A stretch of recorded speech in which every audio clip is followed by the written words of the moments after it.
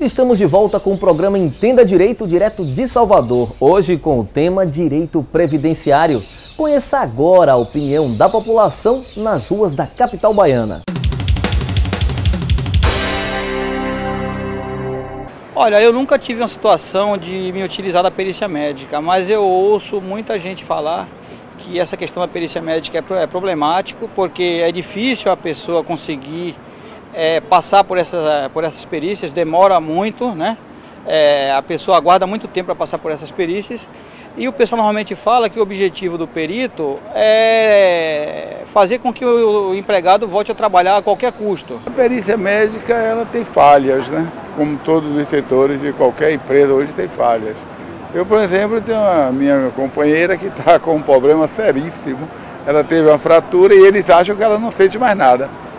A perícia, toda vez que ela vai à perícia, é suspeita. Assista agora a entrevista especial com o professor Raimundo Andrade. Olá a todos, estamos de volta com o programa Entenda Direito, discutindo o tema Direito Previdenciário, aspectos polêmicos. Conosco, como convidado especial, o professor Marcelo Caetano, que é o representante do INSS aqui no estado da Bahia. Professor, seja bem-vindo ao nosso programa. Obrigado. Professor, a Previdência Social no Brasil, ela é viável ou precisamos remodelar, adequar nos padrões europeus? Não, ela é viável. O problema no Brasil é a questão da contribuição, da sonegação, da informalidade dos trabalhadores. Aquele trabalhador autônomo que trabalha por conta própria, ele muitas vezes não tem noção que ele tem que contribuir, certo, o quanto ele tem que contribuir, a forma como ele tem que contribuir, e isso gera um certo desequilíbrio nas contas. Não o tal déficit que é muito propagado, que na verdade tem um outro erro de interpretação também, mas de certa forma causa um desequilíbrio nas contas e um desequilíbrio no direito. Recentemente, uma revista de grande circulação nacional trouxe a figura da Georgina, aquela grande advogada que foi presa como a maior fraudadora do INSS, da Previdência Social no Brasil, com fraudes processuais e etc. A pergunta é, hoje o INSS combate, está preparado para controlar essas fraudes? É uma guerra. É uma batalha muito grande, diária, constante.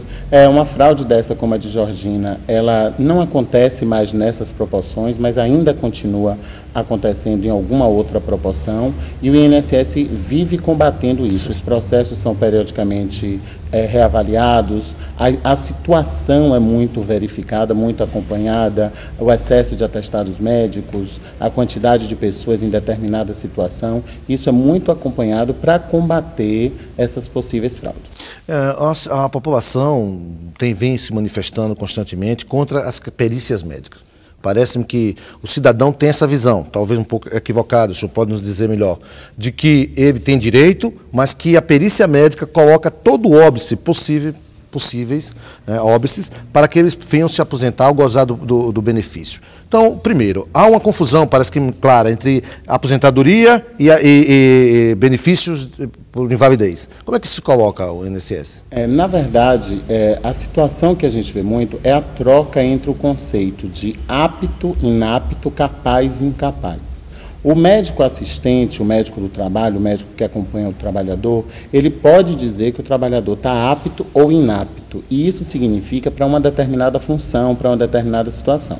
As empresas deveriam promover uma readaptação, certo, uma mudança de função. Só que a política econômica financeira de país de terceiro mundo, do Brasil principalmente, ela tem uma certa distorção. Então entende-se isso como incapaz. Sim. A empresa não promove um dever que é constitucional de readaptar o trabalhador e ela manda esse trabalhador para o INSS, para a Previdência Social, para ficar em gozo de benefício. Só que a Previdência Social, ela vai estudar capacidade ou incapacidade, que é isso que gera o benefício. Se for uma incapacidade temporária, é o auxílio-doença. Se for uma incapacidade teoricamente permanente, é a aposentadoria por invalidez. Por que teoricamente? Porque a aposentadoria por invalidez é revista a cada 2 anos.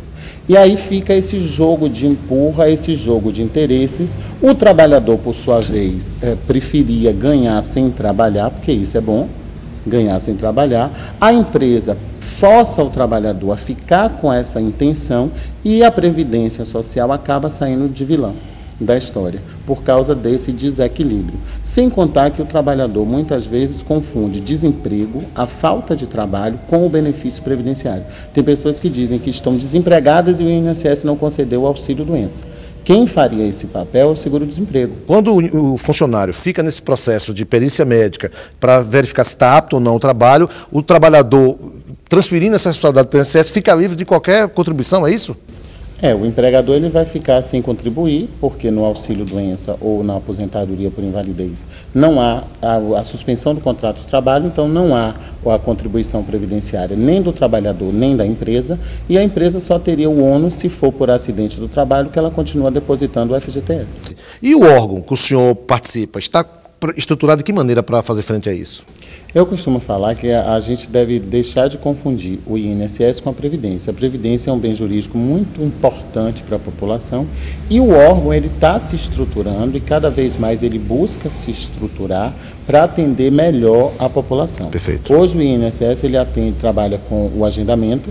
Então, todos os serviços são agendáveis através da central de atendimento por telefone, que a ligação é gratuita, 135, o número a ser utilizado, ou pelo site da Previdência, www.previdenciasocial.gov.br.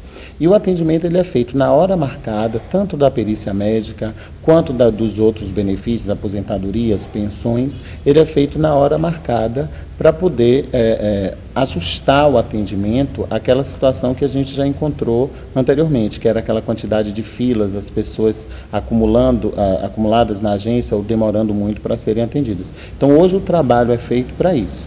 E quanto à estrutura funcional do órgão, o órgão ele hoje é descentralizado, é uma autarquia federal, mas é descentralizada por regiões. Então, as 5 regiões brasileiras têm uma representação, que é uma superintendência. Dentro dessa superintendência existem as gerências executivas, que no caso aqui da Bahia nós temos 7 gerências executivas. Salvador é uma delas, uma das gerências executivas que cuida de Salvador e região metropolitana. E a verba financeira, a política administrativa, ela é toda descentralizada, seguindo, Perfeito. Claro, uma diretriz básica, um plano de ação, um conjunto de metas.